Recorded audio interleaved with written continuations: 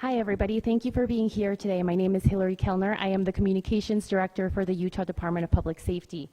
This evening, we have FBI Director Patel, FBI Deputy Director Dan Bongino, Special Agent in Charge Robert Bowles, Governor Spencer Cox, Lieutenant Governor Deidre Henderson, and Commissioner Anderson, as well as Commissioner Bo Mason, as well as some local partners here present with us today. Governor will kick it off. Thank you. Ladies and gentlemen, thank you for joining us here tonight. We appreciate the media and the partnership we have with you in helping us to get information out to the public so that we can catch this assassin and hold him accountable. We are going to share a portion of a video and that we have of the suspect, as well as some new stills. Those have already been released, but we want to make sure that they get as much attention as possible so that we can get help from the public in tracking down this evil human being. So we're going to cue up the video right now, show that. I've asked Commissioner Bo Mason if he would narrate to you what is happening in this video. Thank you, Governor. Bo Mason, Commissioner for the Utah Department of Public Safety. If you look up to the top left, you'll see the building where the shooter was proned out in the top left corner. We'll go ahead and play that video, and I'll narrate as we walk through that. So here you see the suspect ran behind that upper building. He's going to come out on the right, moves to this far right corner. As he does, he's going to climb off the edge and then drop down to the ground. As he did that, he left some palm impressions. There's some smudges, some places we're looking to collect DNA. There's a shoe imprint where we believe the suspect is clearly identified as wearing Converse tennis shoes. Again, we'll replay that again so you can get another view of that. It's important to note his black t-shirt, his black pants, and there appears to be some white on the soles of those Converse tennis shoes. Those are all identifiable items that we're looking for. In the stills that are going to follow this, you're going to see a very distinctive t-shirt with an American flag and appears to have an eagle on it. There's also a baseball cap with a triangle on it and a pair of sunglasses. All distinctive, all things that we would ask the public to look for and try to identify if they know someone who has those items, who has been seen wearing those items. We're looking for all that information.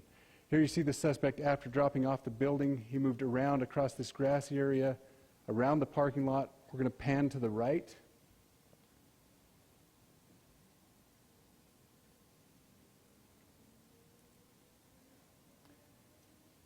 After he crosses the street, this is where he moves over into the wooded area.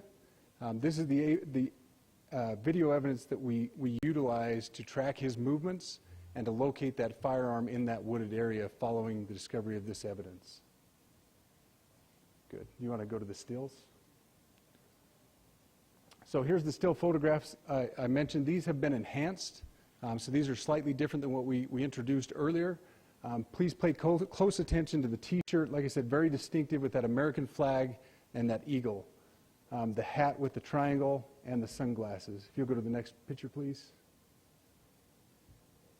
The backpack as well, all identifying features that we're hoping the public can help us identify and lead us to this suspect. Next picture. And again, there's a better picture of the hat with that triangle logo, and again the t-shirt. Blue jeans, and you get a good look at those Converse tennis shoes as well. We have pushed these out, we'll continue to push these out, and we just ask for the public's cooperation. Through the public, the tips that have been coming in are what are giving us our next leads and enabling us to continue to further this investigation. We've had great cooperation from the public, and we're continuing to ask for that as we move forward. Thank you, and I'll turn the time back over to Governor Cox. Thank you so much, Commissioner Mason. I want to thank Director Patel and his team. It's great to have them on the ground with us tonight. We've had several briefings, and he's had an opportunity to walk the crime scene.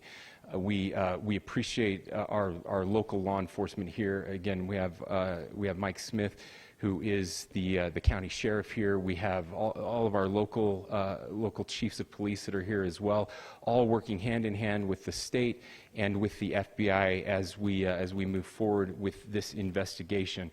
Now, I'll just give you a little warning. We will not be taking any questions at this time. We're giving you the latest information we have, being as transparent with everything that we have. But I do want to share a couple things that I think are important. We cannot do our job without the public's help right now. The public has answered our call for action. So far, we've received more than 7,000 leads and tips. I would just note that the FBI hasn't received this many digital media tips from the public since the Boston Marathon bombing. This case also highlights the dedication of our law enforcement community. We have 20 federal, state, and local law enforcement partners that are working shoulder to shoulder to find the person who committed this horrific crime. With their support, we've completed nearly 200 interviews. As you're aware, as has already been reported, the FBI is offering a $100,000 reward for information leading to the identification and arrest of the person responsible for the murder of Charlie Kirk. We also continue to implore the public to support this investigation and come forward with any information. We are truly hopeful that this video and new photos will lead to even more tips. We are processing. We have an incredible team, a state and federal team working together to process those tips. We are going out in tandem to interview any potential person of interest or suspects. But we need, again, we need as much help as we can possibly get. Any videos or photos that you might have, the public, should be submitted to our digital media tip line, which is www.fbi.gov/Utah Valley shooting, all lowercase. Again, that is fbi.gov/Utah Valley shooting, all lowercase. You can also provide general tips about the shooting by calling 1-800-CALL-FBI. That's 1-800-CALL-FBI, or at tips.fbi.gov. This is, I would just say, this is not just a local matter here in Utah. We have people all over the country that are helping to bring this perpetrator to justice for Charlie Kirk and his family. I will just add as well that, as was mentioned, there is a lot of forensic evidence that is being processed right now at both the state lab and the federal labs, federal lab on the East Coast. So we are working in tandem together. I would also just add a word of note for those people who are spending so much time on social media. I think Charlie said it best, that when things get bad, we should put our phones down and spend a little time with our families. There is a tremendous amount of disinformation. We are tracking our team, the state team, and I'm sure the federal team as well. What we're seeing is our adversaries want violence. China, we have bots from Russia, China, all over the world that are trying to instill disinformation and encourage violence.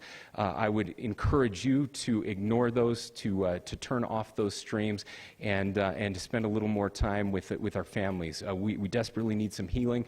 We'll have more to say about that in the days and weeks to come. More than anything, we are going to catch this person.